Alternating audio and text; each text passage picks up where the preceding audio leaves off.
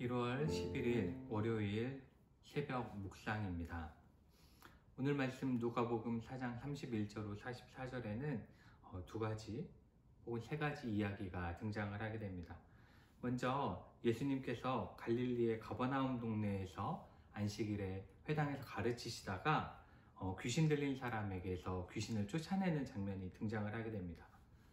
이 31절부터 37절까지의 말씀에서 우리가 주의 깊게 봐야 되는 것은 먼저 33절에 보면 회당에 라는 단어입니다. 지금의 교회와 같은 거죠.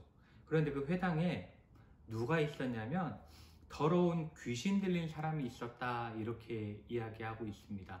즉 회당이라고 해서 항상 좋은 사람, 착한 사람, 하나님 잘 믿는 사람만 있는 것이 아니라 이렇게 더러운 귀신 들린 사람도 있다라는 것입니다. 교회는 어떠한 사람이든지 올 수 있습니다. 그렇기 때문에 교회 다닌다고 무조건 좋다, 교회만 다니면 된다, 이러한 것이 아니라 교회 안에도 다양한 사람들이 존재하고 있음을 우리가 먼저 발견을 하게 되고, 이 시대에 회당에도 그러한 사람들이 있었다는 걸 우리가 깨닫게 됩니다. 그런데 그 더러운 귀신 들린 사람이 예수님을 향해서 이렇게 이야기합니다. 34절에 보면 나사렛 예수여, 우리가 당신과 무슨 상관이 있나이까?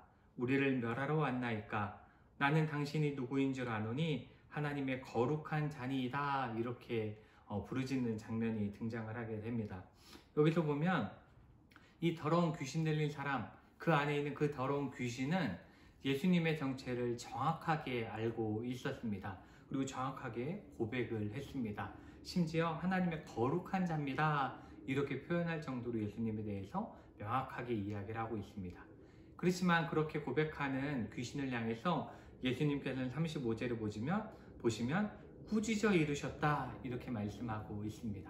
바로 이 말씀을 통해 우리가 깨닫게 되는 건, 아무리 하나님을 잘 알고 하나님에 대해서 명확하게 안다고 할지라도 그 마음 안에 바른 신앙이 없으면, 그리고 바르게 하나님을 믿지 못하면 그것은 바른 고백이 될 수 없다라는 겁니다.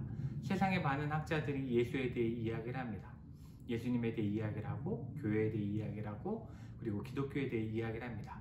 그렇지만 그 안에 하나님을 향한 바른 마음과 그리고 하나님을 향한 바른 신앙을 가지고 있지 않고 말하는 것은 그저 아무리 정확해 보인다 할지라도 그건 바른 신앙 고백이 될 수 없다라는 것입니다. 그렇기 때문에 우리는 그저 입으로만 예수님 하는 것이 아니라 바른 신앙을 바르게 고백하는 그러한 신앙의 모습들을 가질 수 있도록 해야 합니다. 그리고 또한 38절부터 41절에 보면 예수님께서 시몬의 장모가 있는 시몬의 집에 가서 그 장모를 고치시는 장면이 등장을 하게 됩니다. 여기서 우리가 주의 깊게 봐야 되는 건 37절에 보시면 예수께서 일어나 그 다음에 회당에서 나가시고 그 다음에 시몬의 집에 들어가시고, 그리고 보시면 39절에 예수께서 가까이 서시고 그 다음에 열병을 꾸짖으셨다, 이렇게 말씀을 하고 있습니다.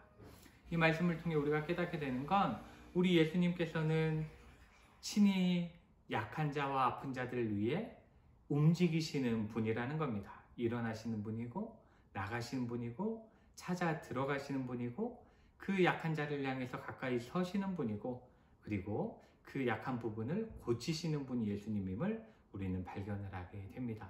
그렇기 때문에 우리는 언제나 우리를 향해 찾아오시는 그 예수님을 기억해야 합니다. 그리고 우리가 연약할 때에 예수님은 절대로 우리에게서 멀리 있거나 잊혀져 있지 않습니다.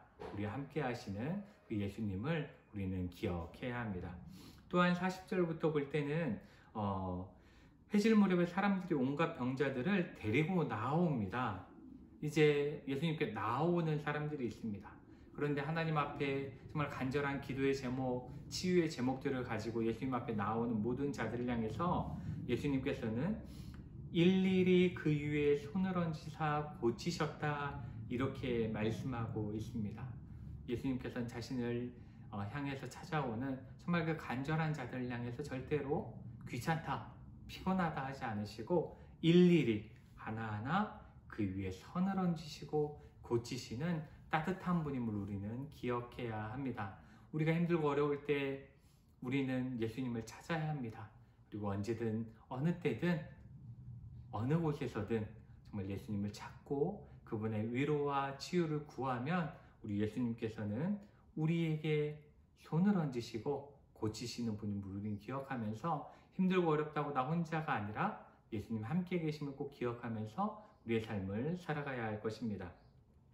그리고 42절부터 44절에 보면 예수님께서 이제 날이 밝아서 이제 떠나려 하십니다. 그런데 사람들이 와서 자기들에게서 떠나시지 못하게 만류했다, 이렇게 42절에 말씀하고 있습니다.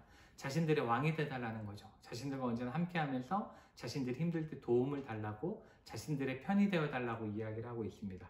그렇지만 43절에 보시면 예수님께서는 이렇게 말씀하십니다. 내가 다른 동네들에서도 하나님의 나라 복음을 전하여야 하리니 나는 이 일을 위해 보내심을 받았노라, 이렇게 말씀을 하십니다. 예수님께서 지금 이 자리에 머물면 편안할 수 있습니다. 좋을 수 있습니다. 그렇지만 예수님께서는 그 하나님의 복음과 사랑이 필요한 다른 이들을 향해서 나아가셨음을 보게 됩니다.